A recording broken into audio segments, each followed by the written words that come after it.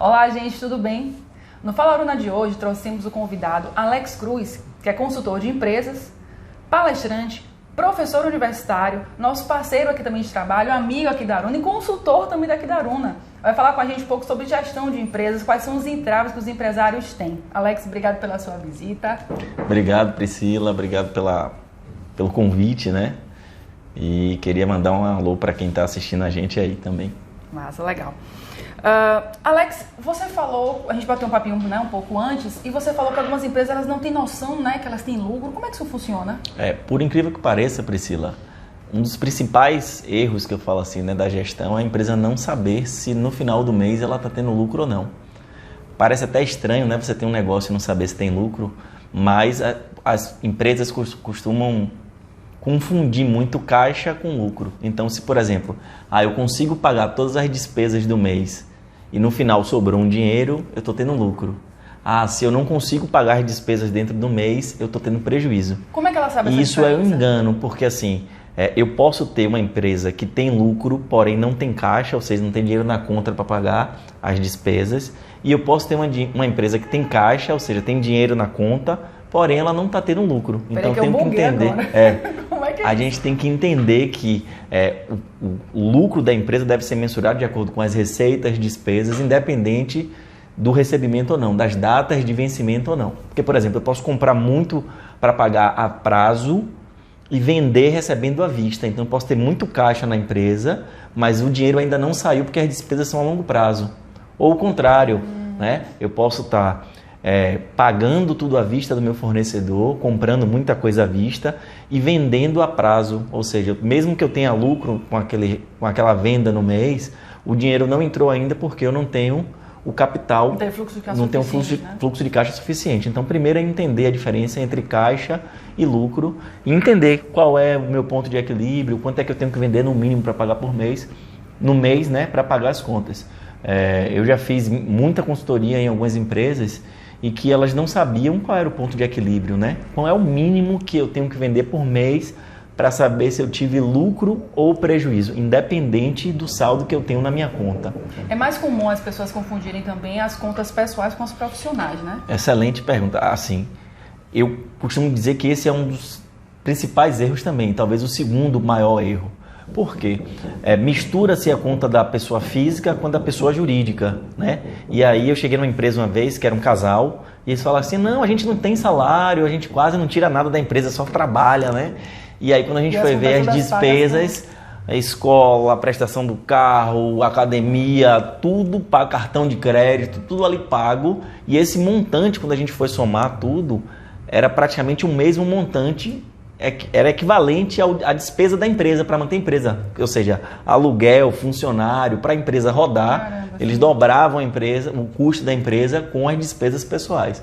Então, não que a gente não tenha que ter despesas, mas a gente tem que entender se isso está de acordo. A empresa não pode ser uma fonte ilimitada de recurso, né? Porque a gente vê o dinheiro ali entrando, saindo, a gente pagando conta e achar que a gente pode tirar sempre que precisar, né? Então tem que ter um limite. A gente tem que definir, tem que definir um valor de salário e aí você trabalhar mês a mês e o lucro, que é o resultado de um período, né? Você não vai apurar por um mês, porque você pode apurar um lucro no mês que você foi muito bem. E aí você tirou o dinheiro, mas nos outros meses você não foi tão bem assim. Então o lucro se apura por períodos maiores, 3 meses, 6 meses, 1 ano. Então depende muito do seu faturamento, da sua sazonalidade também, né? Então é isso. Entendi.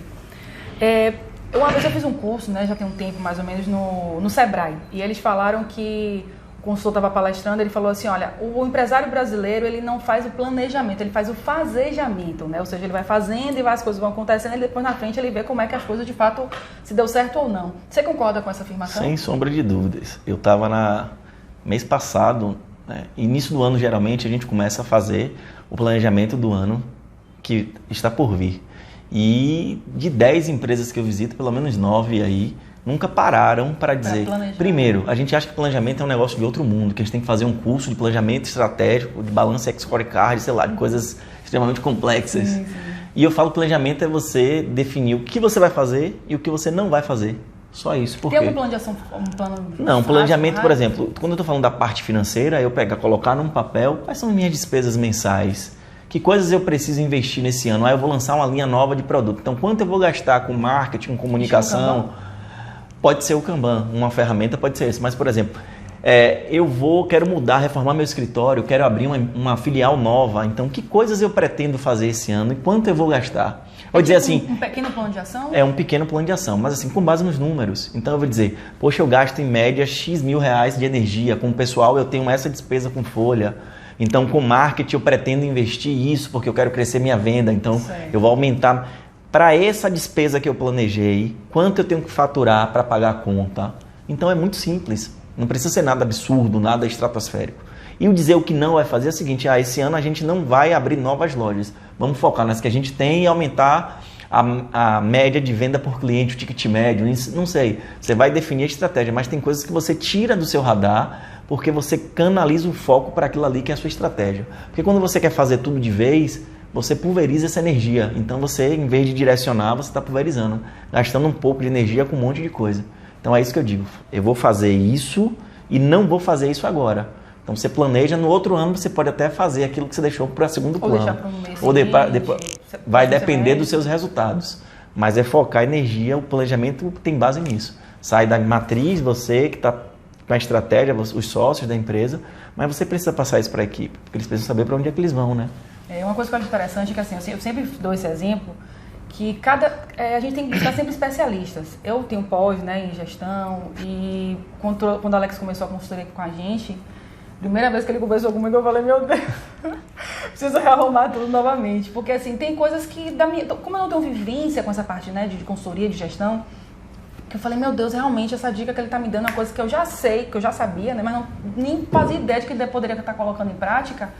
E que é muito bacana você ter um consultor com uma visão mais holística do mercado de negócio que está ali na ativa para poder te dar algumas orientações. Mesmo você tendo experiência no seu segmento, mesmo você tendo até uma orientação de faculdade, como foi o meu caso, né, na época da pós, mas tem coisas que a gente sai do nosso radar, né? A gente não se lembra, não faz noção do quanto é um detalhe, uma planilha, um Kanban, né?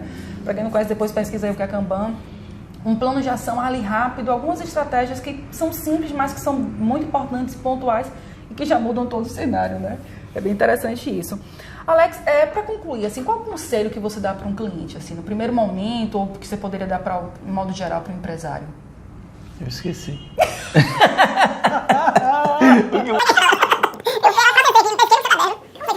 Eu falei que...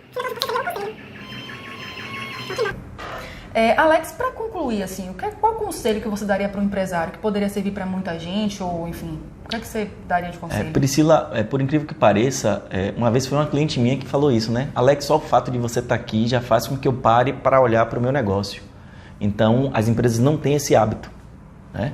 Porque na euforia de atender o cliente, de resolver um problema de alguém, de trabalhar algum assunto com a equipe, de resolver alguma pendência, você não para olhar para o seu negócio. Então, de trancar a porta mesmo, estamos em reunião e isso não é comum. Então, você tem que ter reunião com sua equipe, você tem que ter reunião com a sua diretoria, você tem que parar para olhar para o futuro. E agora, o que é que a gente vai fazer?